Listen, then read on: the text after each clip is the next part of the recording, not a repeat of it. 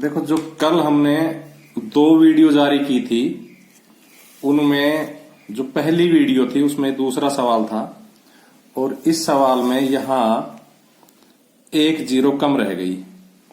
ध्यान नहीं दिया, जीरो को गिना नहीं, क्योंकि इसमें यहां 3 जीरो थी एक से पहले, तो यहां एक से पहले 2 जीरो रह गई थी, तो 1 जीरो अब लगा लेना, उसको सही कर लेना उस सवाल को। अब हम बढ़ते हैं आगे। तो आगे बढ़ने से पहले हमारी नई प्रश्नावली स्टार्ट होती है। गणित की ये नई प्रश्नावली अपनी सीधा और प्रतिलोम समानुपात, ये समानुपात था।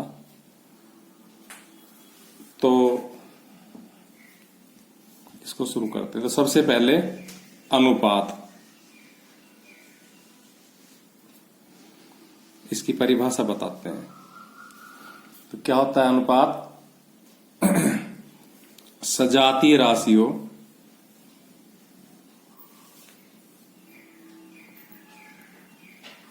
के पारस्परिक संबंध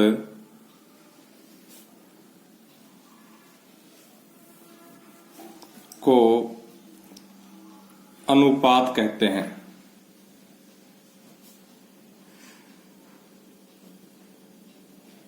यहां सजातीय राशियां जो शब्द आया है, इसका मतलब होता है कि वे राशियां एक जैसी ही हो। जैसे मीटर का मीटर के साथ अनुपात ले सकते हैं, अर्थात लंबाई का लंबाई के साथ अनुपात ले सकते हैं। लंबाई मीटर में नपती है, सेंटीमीटर में नपती है। मीटर का सेंटीमीटर से भी अनुपात ले सकते हैं, किलोमीटर का मीटर से भी अनुपात ले सकते हैं, अर्थात लंबाई का लंबाई से, वजन का वजन से, और एक जैसे अनुपात होने चाहिए। एक जैसी राशियां हमारे पास होनी चाहिए, या वो एक जैसी राशियों में कन्वर्ट हो सके। जैसे मीटर और सेंटीमीटर है तो दोनों के मीटर बन सकते हैं या दोनों के सेंटीमीटर बन सकते हैं, तो वो सजातीय राशियां कहलाती है। और उनमें आपस में जो संबंध होता है उसे हम अनुपात कहते हैं। इसे सीधा अनुपात या प्रत्यक्ष अनुपात भी कहते हैं।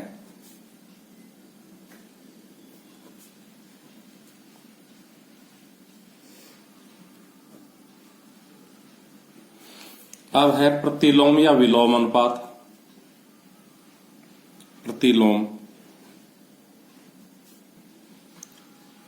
अनुपात, जब कोई दो राशियां इस प्रकार की हो कि एक में वृद्धि होने पर उसी अनुपात से दूसरी में कमी होए, या एक में कमी होने पर दूसरी में उसी अनुपात से वृद्धि होए, तो वो प्रतिलोम अनुपात कहलाता है। जब दो राशियों में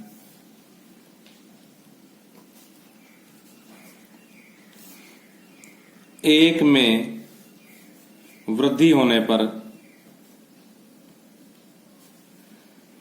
दूसरी राशि में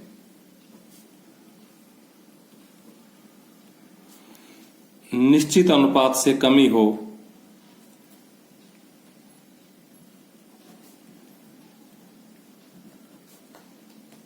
या पहली राशि में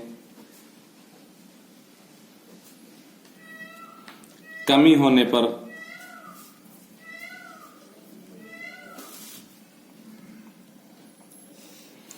दूसरी राशि में निश्चित अनुपात से वृद्धि हो,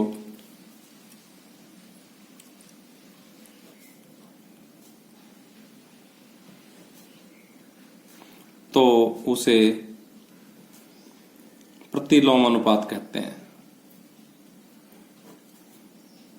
या विलोमानुपात कहते हैं। ये परिभाषा हमने वैसे लिख दी, आप भी एक बार देख लेना। बाकी जो सवाल करेंगे तो क्लियर हो जाएगी। तब हम आ जाते हैं सवालों के ऊपर। ये थेरा पॉइंट 1, क्वेश्चन नंबर 1। एक रेलवे स्टेशन के निकट कार पार्किंग शुल्क इस प्रकार है: 4 घंटों तक 60 रुपये, 8 घंटों तक 100 रुपये, 12 घंटों तक 140 रुपये और 24 घंटों तक 180 रुपये। जांच कीजिए क्या कार पार्किंग समय के प्रत्यक्ष अनुपात में, तो मैंने अभी बोला ना, जो अनुपात होता है सीधा अनुपात होता है उसे प्रत्यक्ष अनुपात भी कहते हैं। तो हम देख रहे हैं यहाँ 4 दूनी 8, यानी कि 4 में 4 जोड़ा तो 8 और 8 में 4 जोड़ा तो 12 और 12 में 12 जोड़ा तो 24। इस प्रकार से, या ऐसे देखो कि 4 घंटे का 60 रुपये तो 8 घंटे का 120 रुपया होना चाहिए था, क्योंकि 4 का दुगुना 8 हुआ तो 60 का दुगुना 120 होना चाहिए था। तो ये प्रत्यक्ष अनुपात में नहीं है। लिखेंगे चूंकि समय के साथ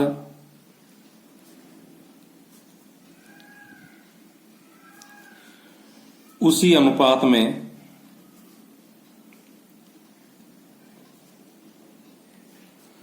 पार्किंग शुल्क नहीं बढ़ रहा, अतः यह प्रत्यक्ष अनुपात में नहीं है। यह का मतलब कार पार्किंग समय और शुल्क प्रत्यक्ष अनुपात में नहीं है, अतः कार पार्किंग शुल्क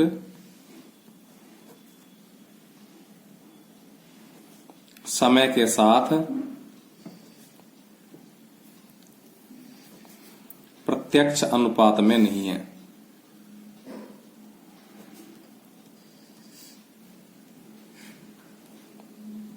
दोबारा से देख सकते हो, सीधी सी बात यह है, अगर 4 घंटे का शुल्क 60 रुपया है तो फिर 8 घंटे का शुल्क 120 रुपया होना चाहिए था, तो ये प्रत्यक्ष अनुपात में हो जाता। यानी कि अगर हम एक बार और देखना चाहे तो जो 4/8 का अनुपात है वही अनुपात 60/100 का हो जाता, तो ये प्रत्यक्ष अनुपात में हो जाते। अब देखो इस अनुपात को सिंपल किया तो कट के कितना आया, 1/2। इसको काट के सिंपल किया तो कितना आया, 2 तिया 6, 2 पंजे 10, 3/5। तो ये क्या है, बराबर नहीं है, इसलिए ये प्रत्यक्ष अनुपात में नहीं है। यानी कि इसके बाद में हम ये सॉल्यूशन इसमें लिख सकते हैं। हम ये छोटी सी कैलकुलेशन भी कर सकते हैं पहले, और इस कैलकुलेशन को करने के बाद हम अपनी हिंदी में डिटेल लिख सकते हैं।